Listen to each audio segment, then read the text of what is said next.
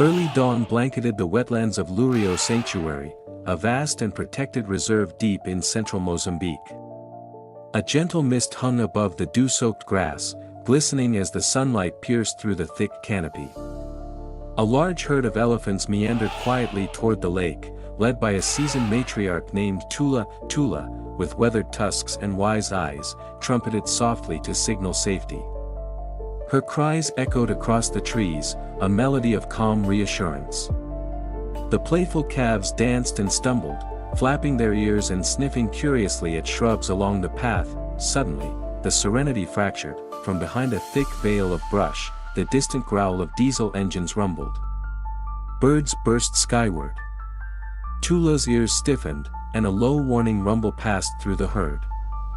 From the shadows emerged 3 jeeps, filled with armed ivory poachers. Their leader, a cold-eyed man named Gregor, scanned the herd through binoculars and raised a gloved fist.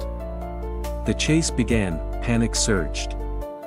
The herd fled into the thicker forest, branches cracking under their weight.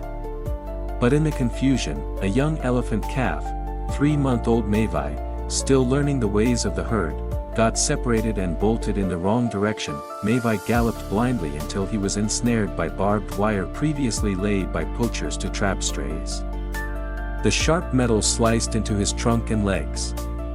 He let out a gut-wrenching scream, trembling and bleeding as the poachers closed in. Meanwhile, on the far edge of the reserve, Daniel Moyle, a 38-year-old Mozambican wildlife officer, received an emergency signal from the automated surveillance system. He and his ranger team, already on patrol, sped toward the source. As they arrived, they found Gregor's crew closing in on the wounded calf. "Stand down." Daniel barked through the megaphone, his voice echoing with authority. The poachers tried to flee, but Daniel's rangers had already flanked the escape routes.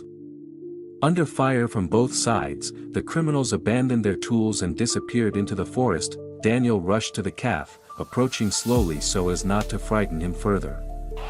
Mavai was covered in blood, his eyes wide with terror. Daniel signaled for a light anesthetic to be administered.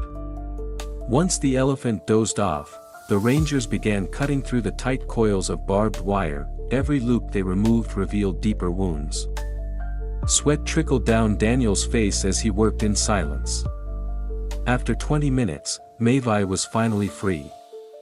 The team quickly cleaned and bandaged his injuries. In the distance, a mournful trumpet rang out.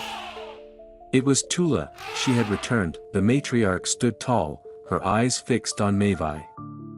Daniel signaled his team to step back, giving space.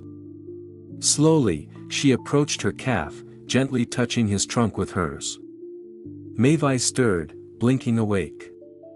The reunion was instant. He let out a soft cry and pressed himself into her. The rest of the herd emerged from the trees and encircled Mavai, protective trunks draped around his small body.